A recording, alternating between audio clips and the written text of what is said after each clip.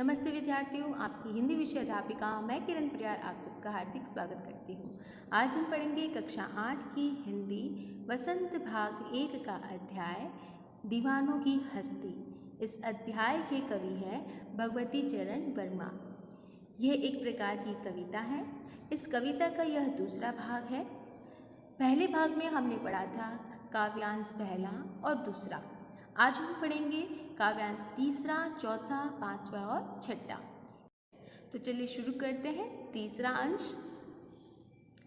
किस और चले यह मत पूछो, चलना है बस इसलिए चले, जग से उसका कुछ लिए चले, जग को अपना कुछ दिए चले।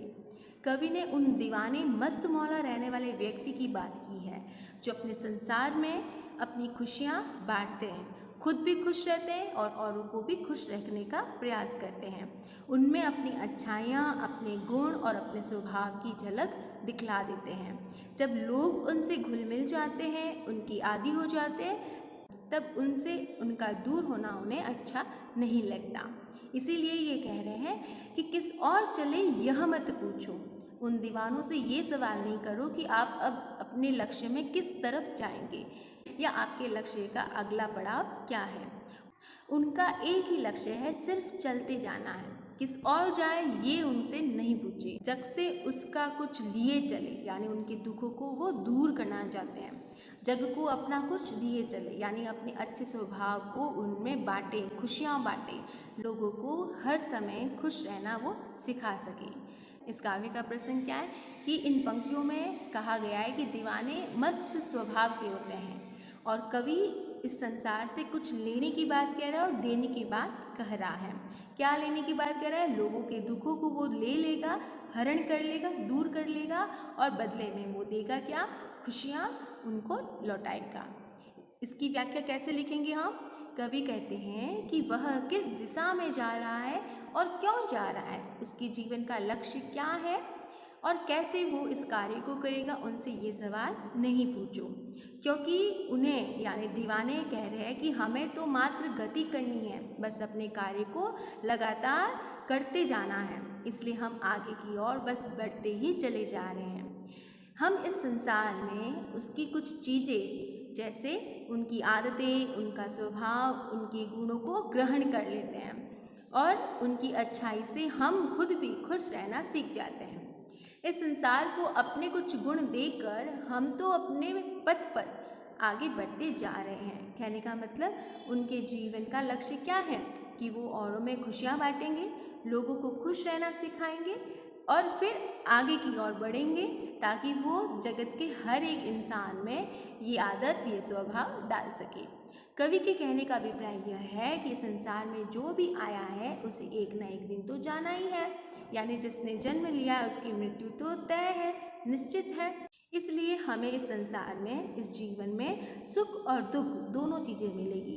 तो दुख के समय हम खुश रहना सीखें और सुख के समय हम आनंदित रहना सीखें, क्योंकि दुख की घड़ी में अगर हम दुखी रहेंगे, परेशान रहेंगे तो हमारा दुख और भी बढ़ जाएगा। इसीलिए हर स्थिति में खुश रहना सीखना होगा।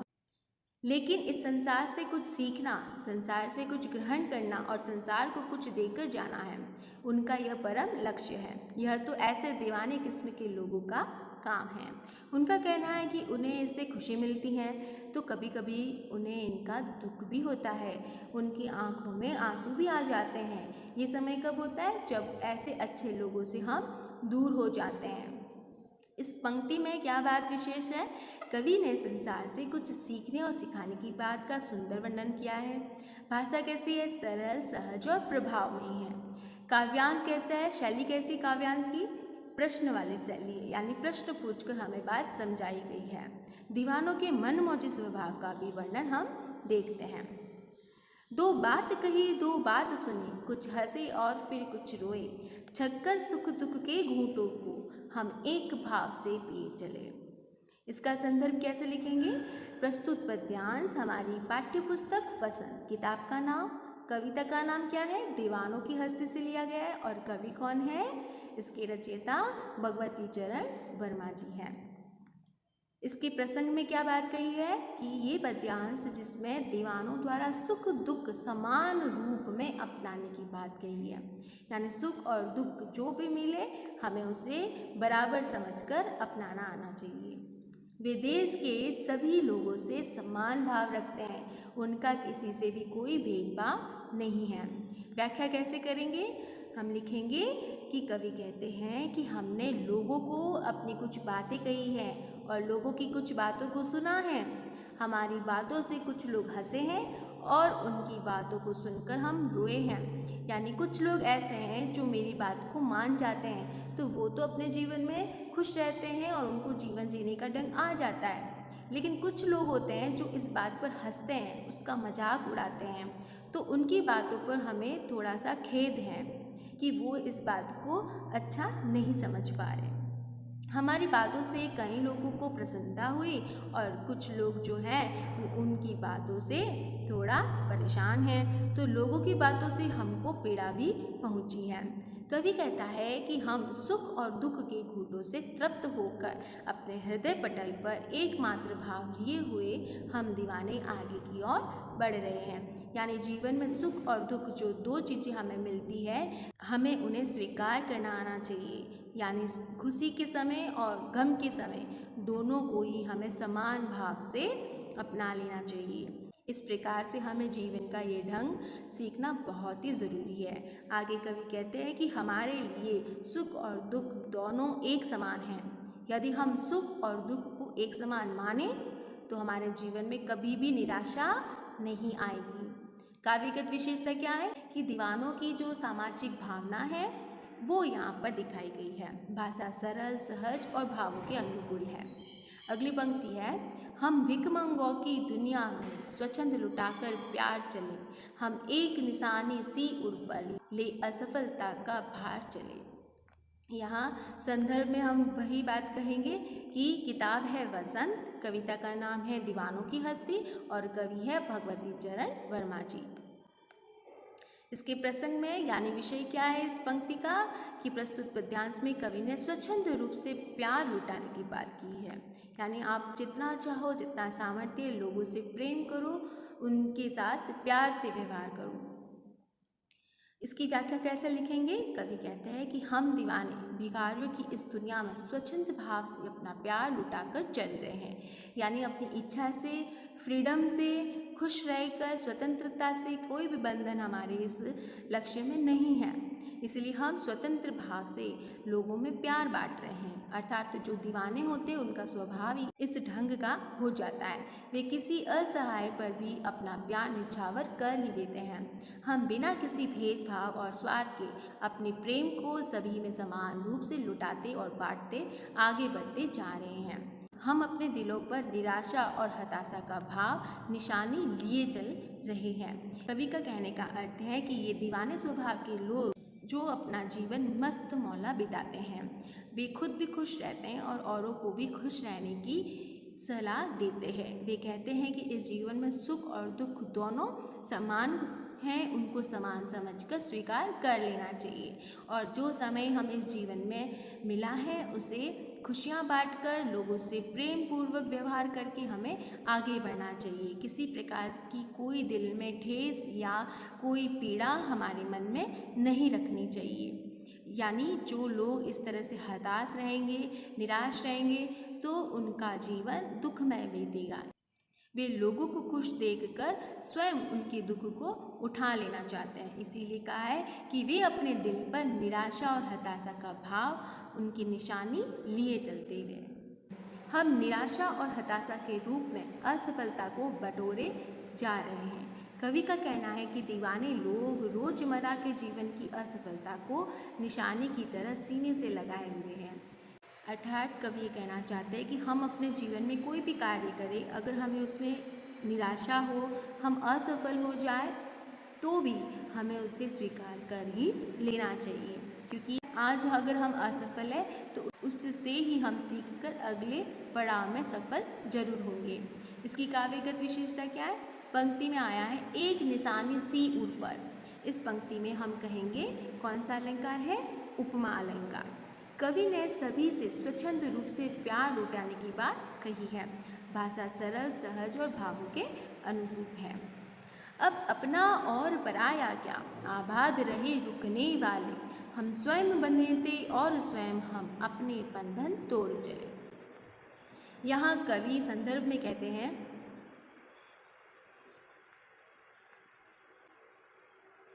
यहाँ प्रसंग में हम कहेंगे कि दीवाने अपनी मनोदशा का वर्णन कर रहे हैं। वे कहते हैं कि वे किसी के साथ किसी भी प्रकार का भेदभाव नहीं रखते, सबको समान समझते हैं। तो इसकी व्याख्या कैसे करेंगे कि प्रस्तुत पंक्तियों में कवि कहते हैं कि अब इस संसार में अपना और पराया क्या है, कुछ भी अपना नहीं है। हम कुछ भी साथ लेकर नहीं आए हैं और जब हम जाएंगे तो भी साथ लेकर नहीं जाएंगे। हम खाली हाथ आए थे और खाली हाथ लौट जाएंगे।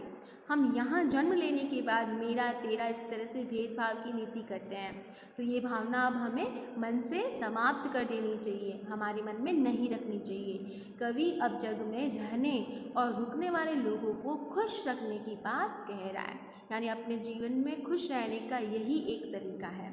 कवि का कहना है कि जिनको यहाँ रुकना है वे सदैव खुश रहे और जो कुछ जीवन से उन्होंने सीखा है उन्हें निभाते रहना है, क्योंकि जो सिखाने वाले हैं वो अपने कदमों से आगे बढ़ जाएंगे। इसलिए हमें खुद को अपने जीवन में एक लक्ष्य तय करना है, एक राह बनानी है और उस पर चलते चले जाना है।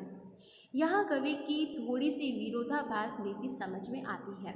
वे कहते हैं कि हम दीवाने खुद ही किसी बंधन में बंधे हैं, लेकिन अब खुद ही अपने बंधनों को तोड़कर आगे की ओर बढ़ रहे हैं। यहाँ पर उन दीवानों की बात हो रही है जो इस संसार में खुशियाँ लाना चाहते हैं, मस्त मौला ज़िंदगी को जीना सिखा रहे हैं। उनका स्वभाव लोगों को इतना प्रिय होता है कि वे उन लोगों से बहुत ही अच्छे से घुल मिल जाते हैं, वे एक बंधन में बंध जाते हैं। लेकिन वे अपने लक्ष्य में लोगों को अपने पैरों पे खड़ा करके आगे बढ़ते हैं। तो कहने का मतलब जब वे सिखाते हैं तो बंधन में बन जाते हैं, खुद ही बंधन बनाते हैं, और जब वे खुद इस बंधन को तोड़ते हैं ताकि हम उनकी सिखाई गई बात को खुद फॉलो करें, खुद सीखें, खुद निभाएं, तब वे उनको तोड़कर आगे की ओर बढ़ जाते हैं। इन पंक्तियों की काव्यगत विशेषता है, दीवाने लोग अपने तथा परायपन की भावना से ऊपर उठ चुके हैं। अब अपना और पराया, ये जो पंक्ति आई है इसमें अनुप्रास अलंकार है। क्यों है अनुप्रास अलंकार? अनुप्रास अलंकार में कोई भी वर्ण की आवृत्ति दो या दो से कई बार होती है, तो इसमें देखो अवर्ण की आवृत्ति 2 बार हो गई, इसीलिए हम कहेंगे अनुप्रास अलंकार का प्रयोग हुआ है। भाषा सरल है, सहज है और हम इसके भाव को समझ रहे हैं, तो भावानुकूल भी है। कहीं कहीं पर भी मुहावरे का प्रयोग हुआ है, तो हम कहेंगे मुहावरेदार भी भाषा है। इसके प्रतिपाद्य में हम देखते हैं श्री भगवती चरण वर्मा द्वारा रचित यह कविता, जिसका शीर्षक क्या है, दीवानों की हस्ती। ये उनकी एक श्रेष्ठ रचना है। इसमें कवि ने ऐसे लोगों का वर्णन किया है जो मदमस्त और दीवाने किस्म के हैं, यानी जो खुशहाल जिंदगी जीने वाले हैं। उनके लिए समाज के नीति नियम का कोई महत्व नहीं है, समाज की रूल्स रेगुलेशन उनके लिए कोई इम्पोर्टेंस नहीं रखता। लोगों की सेवा करना वे अपना प्रमुख कर्तव्य मानते हैं। जितना हो सके लोगों के दुखों को दूर करो, उनकी सेवा करो, और इसके साथ ही वे सबको प्रेम और आपसी सद्भावना का संदेश देते हैं। वे कहते हैं कि हमें एक दूसरे के साथ प्रेम पूर्वक बर्ताव करना चाहिए, हमें हमारे मन में किसी के प्रति कोई भी विरोधाभास नहीं होना चाहिए, सबके प्रति आदर सद्भावना होनी चाहिए। कवि के अनुसार लोग स्वयं को बेकार के बंधन में उलझा कर रखते हैं, यानी खुद समाज के इन पुराने नीति नियमों को मानने के लिए हमेशा उसमें उलझते हुए देखते हैं। लोगों का व्यवहार होता है कि वो समाज के नीति नियमों को माने, उनके बंधन में बंध कर वो हमेशा उलझते हुए रहते हैं। ऐसे लोग केवल अपना ही हित जानते हैं, लोगों का हित करना नहीं जानते, इसीलिए उनका सारा जीवन स्वहित में ही बीत जाता है। वास्तव में हमारे मन में स्व की भावना कम से कम और पर की भावना प्रगाढ़ होनी चाहिए, यानी हम स्वार्थी ना होकर परोपकारी होने चाहिए। हमारे मन में स्व की भावना नहीं होनी चाहिए, स्व यानी हमारे खुद का, अपना स्वार्थ का भाव नहीं होना चाहिए। और पर की भावना यानी हमें लोगों के हित की भावना सोचनी चाहिए। कवि स्वयं को सभी बंधनों से मुक्त रखना चाहता है। वो चाहता है कि वो खुद भी बंधन से मुक्त हो जाए, आज़ाद रहे, स्वच्छंद विचरण करे और जहाँ पर भी वो जाए उसका एक ही लक्ष्य रहे जीवन का कि वो लोगों में प्यार बांटे, सबको सुख देने की बात वो कहते हैं। लोगों के स्वार्थी व्यवहार से उसे दुख भी होता है कि लोग अपने काम के लिए कितने स्वार्थी बन जाते हैं, परंतु यह उसके लिए ज़्यादा महत्व नहीं रखता। कवि इस कविता के माध्यम से संदेश देता है कि हमें सुख दुख को समान भाव से अपनाना चाहिए। हमें ऐसा जीवन जीना चाहिए जिसमें सबका हित और सुख भी सम्मिलित है। उम्मीद है बच्चों आपको यह अध्याय अच्छे से समझ में आया होगा। फिर मिलेंगे हम एक नए अध्याय में। तब तक खुश रहे, स्वस्थ रहे, मस्त रहे। धन्यवाद।